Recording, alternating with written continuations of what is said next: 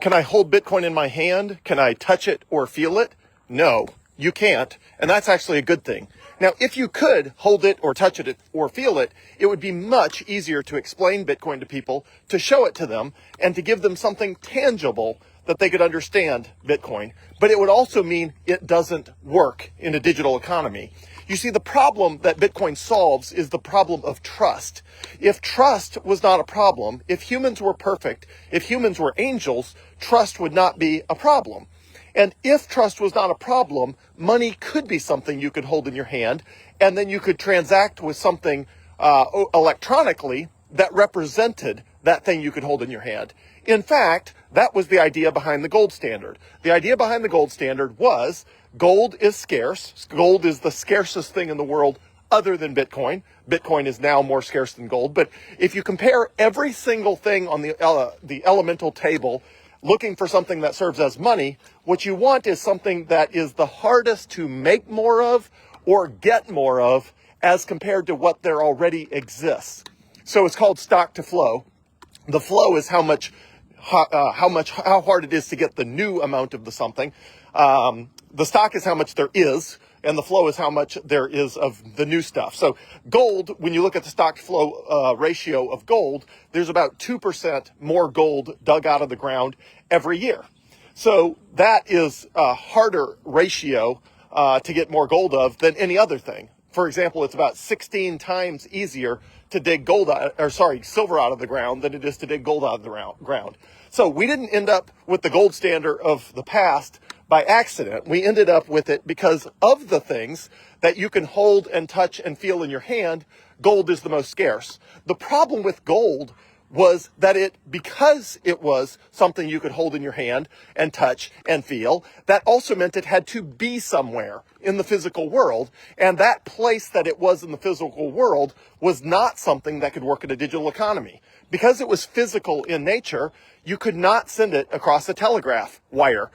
Even back in the early days of undersea cables, you could not send Bitcoin through an undersea cable across a telegraph wire. You can't send Bitcoin, you can't send gold over the internet. So anything that you can touch or feel or hold in your hand results in the need to store that thing somewhere and then use money that represents that thing. The problem is that introduces trust in the system.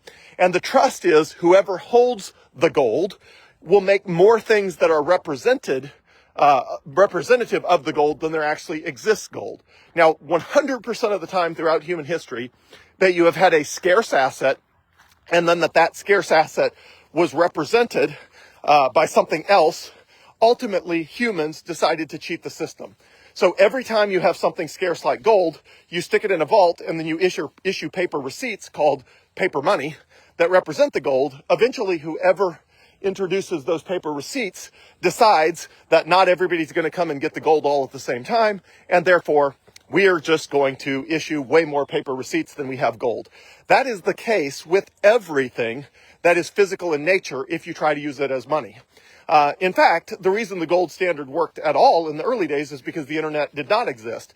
Prior to the invention of the telegraph, you could actually transact with gold in the real world. It didn't really work for small transactions, which is why people use silver. But wherever you were transacting, prior to the invention of the telegraph in the mid-1800s, if you were transacting in the physical world because there was no way to transact or exchange information or knowledge electronically because that had not been invented yet.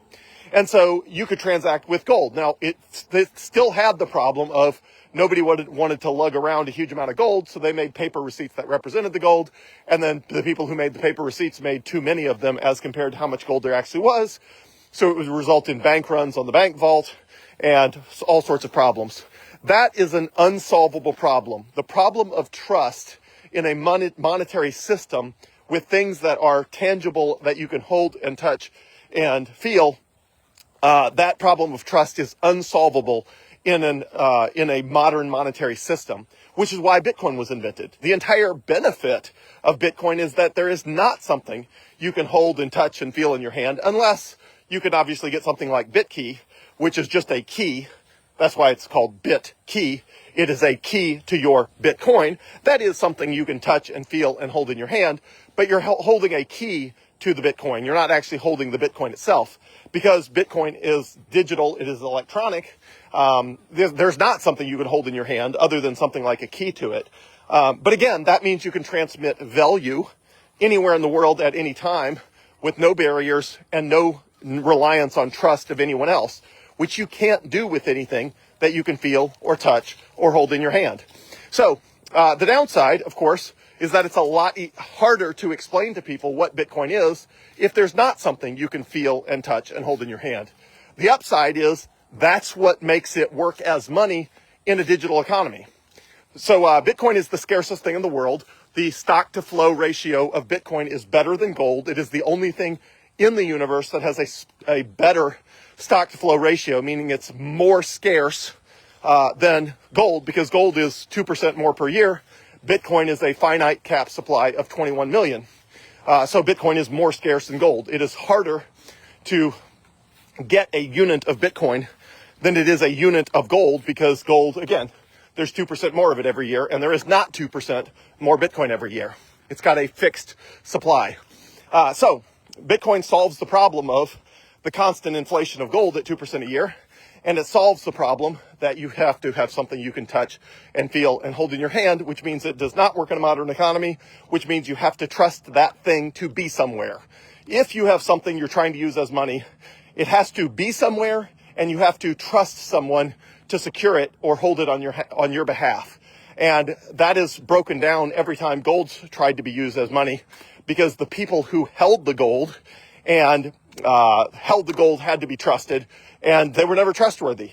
Nobody holding a bunch of gold who then issues receipts for fractional parts of that gold has ever ultimately been able to be trusted, because eventually someone will always say, hey, we really only have 10 tons of gold in the bank vaults, but who's going to notice if we issue 10 tons of gold receipts plus $1? Nobody's going to notice, and so they do. And there's no way to audit that. You can go try to count the gold, but, there's no way to know. Is it really gold, or is it tungsten that's spray painted yellow? Or is it, gold on the outside and tungsten on the inside? There's just no way to know. So you can't touch or feel or hold Bitcoin in your hand. That is what makes it work as money. That is why you can use it in a digital economy without having to trust anyone, because you can hold the keys yourself. Bitcoin does not have the divisibility problems of gold, where it's impossible to make small transactions with gold. And it does not have the portability problems of gold, where it's hard to move large amounts of gold because it's heavy around. And it doesn't have the security problems of gold, where somebody can physically take it from you just by literally physically taking it from you. Bitcoin does not have that problem. It's electronic. You can hold Bitcoin. I'll do a video about how you can even hold Bitcoin in your head if you want to do that, and how that works. But anyway, so you can't hold it in your hand, you can't touch it, you can't feel it, and that is what makes it work as money. It's the first time we've had a digital scarce asset that was could be used as money and was invented to be used as money, that did not have all of the problems of anything that you can touch and hold and feel.